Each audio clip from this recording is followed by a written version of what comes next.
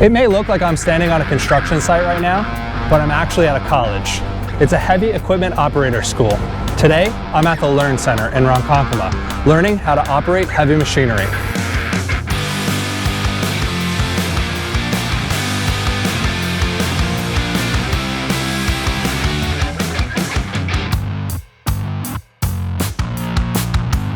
Before anyone touches a machine, this place gives you the basics with safety, awareness, and what any real job site would expect.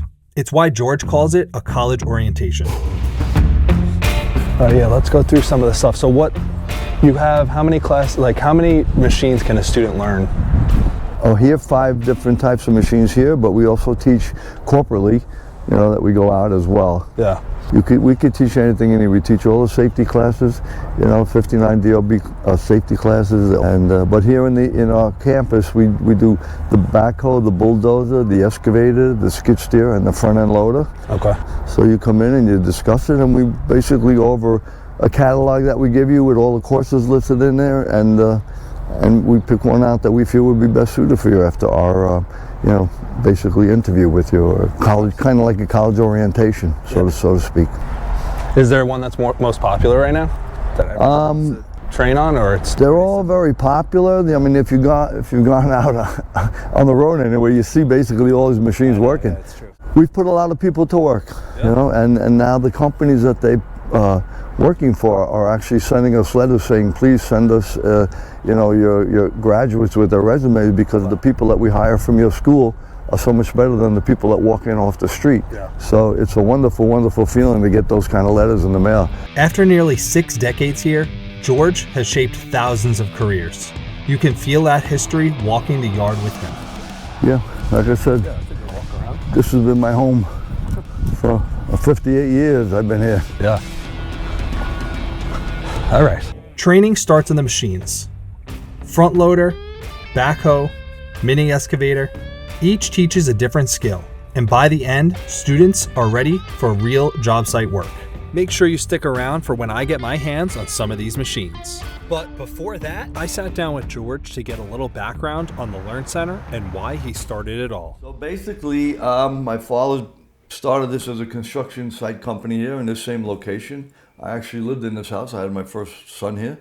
And then about 20 years ago, I turned it into a trade college. I mean, the background to that is that when we were, I actually wanted to acclimate veterans back to society. I wanted to give them something back. And I said the best way to do it, I mean, they're all familiar with heavy equipment out in the field. Some of them are actually running, bulldozers and things like that out there. And I wanted to give them an avenue to come here. So basically that's what it's all about. We're about helping people get jobs in the industry and making a heck of a lot of money. New students quickly learn it's not about strength. It's about patience, control, and all that precision. Confidence builds fast out here. Just like a couple things to start, like how long have you been taking classes here?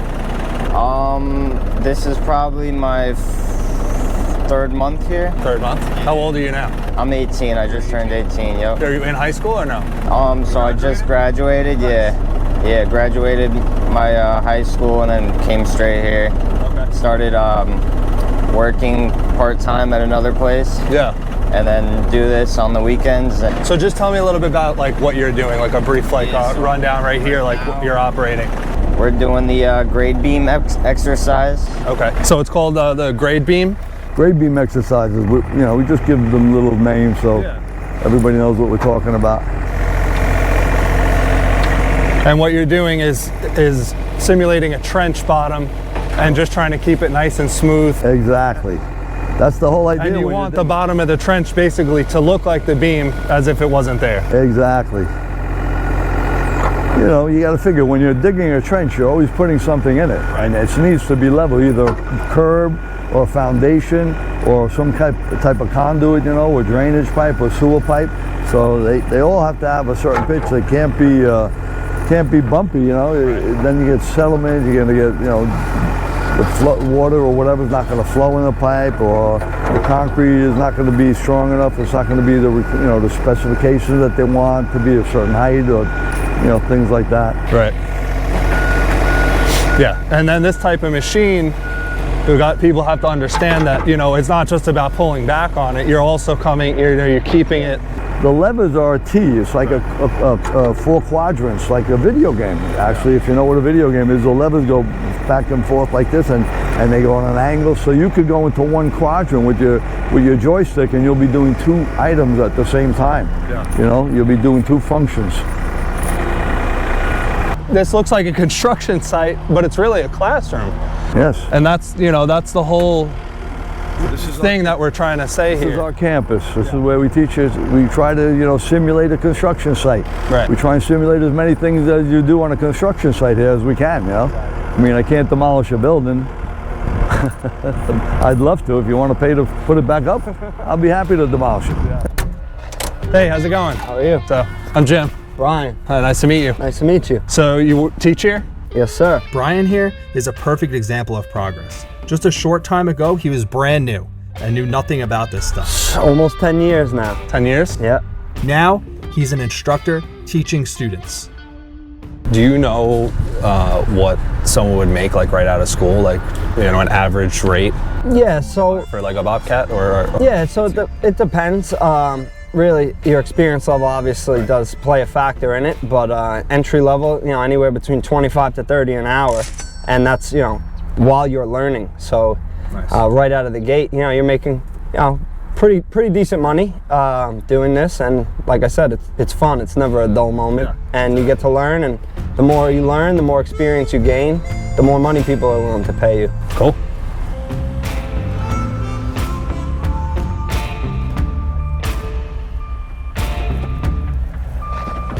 So Austin here in the excavator, when he graduates here, he could go out and make $135 an hour? Technically, if he gets the right job. There's prevailing rate contractors, you know, that make on this machine $135 an hour. Yeah. You know, you probably start out in the $30, $35, $40 an hour range, something like that. Wow. I mean, that's not bad pay. No, I mean, you could come out of high school and you're good to go. Yeah, and then you land a prevailing rate project and you jump right up to that scale. So. But you need to be 18 is the age, or? I started when I was 12, but what I'd like you to have is a license to be able to get back and forth to work. Okay. So for me, that's kind of key. You know, we don't want to train people. You don't need a license to operate? Do not need a license to operate, no. Well, that's good for some people. You need to be certified. You need to be certified on the job. Well, maintenance is a key factor in this. Key factor, yeah. Yep. Then it was my turn. Starting with the mini excavator. Every move forces you to slow down and think. And with George watching me, I had to make it look good. All right, so engage it. We're ready to go. Okay. Let's do some simple functions. Now you always want to have your hands on the controls when you're running the machine. These two? Yep. And you're going to have the boom control. This, you pull it back. It's like you're pulling up or you're pushing down. And you want to feather the control. You don't want to jam it up because you're going to bounce like that. Yeah. You want to just feather. You want to control the machine. You want the machine to do what you want it to do. That's boom up, right? Because the boom is moving up. Right. And boom down. Yeah, for sure. Now this would be the stick, what we call the stick. A lot of people call that the dipper or the arm. So we call it the stick here. So you stick out and you stick in. Again with the feathering action. They all got to be feathered. All right, this also does the swing. If you want to swing to the right or you want to swing to the left. And again, feather. If you swing fast, you're going to jump around. You can control this to however you want to go. I would tell you to do like 100 boom up and boom down. And I would want you to go to an inch to the ground. Okay. Don't hit the ground because the ground stopping you isn't you running the machine. You stop it right there. You control it. Now boom up. Very smooth. Look at that. You ever been in the machine before? No. Look at that. And down. I must be a good teacher. You're a great teacher. George is such a great teacher. I can understand why all his students go on to do such great things in the trade. So let's get in on this baby. All right, now let me try the next one, a loader. Do a 3-point turn, back it up. Try and go into the pile. raise the bucket, just boom up as you're going in. You got penetrate, penetrate, penetrate, and curl. Curl to you. Curl as you're penetrating. Good. Curl it all the way. Okay, good. Now stop. Back up a couple of feet. There you go. All right, good. Now dump it. Up and dump. Boom up and dump it to the window. Boom up, boom up. That's easy. You got a feather, look, and you're dumping the day. And you're good. Nice. There you go. All right. The loader is one heck of a machine. Maybe next time I'll get to try out that giant one. All right, I think we have time for one more machine today, the backhoe.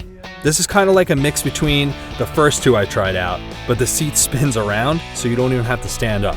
Just lock it in, yep. All right.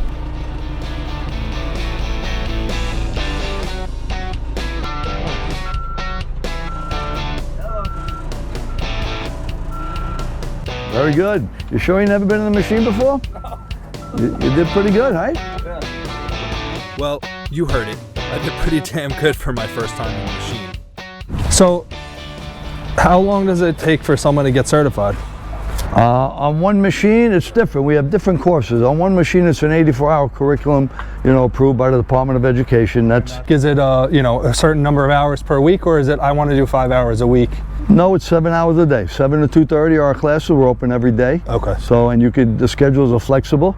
You could come here and do them on the weekends, but Okay. you're doing 7 hours every day. Okay. So you could come 7 days in a row. So 84-hour curriculum at 7-hour days, you're done in 12 days. Certified, you get a card. I'll show you the card you got. So in 12 days, someone could come here and they could leave and get potentially a job for $135 an hour. Potentially, yeah. That's the exception, not the rule. Usually you get a private job, you're going, like I said, we've actually had people plowing snow at Kennedy and LaGuardia Airport. Yeah. They call us every year for, they keep a Rolodex of people because everybody goes on vacation or they can't. And they make you come there and they pay you standby time. They want you there before the snow accumulates, because they want to have you there. Yeah. And they're paying you standby time money. I think it's like $16 an hour. When you're actually working, you're getting, I think, $40 an hour now. Wow. For that. If you or someone you know wants a career in the trades, this might be a perfect place to start.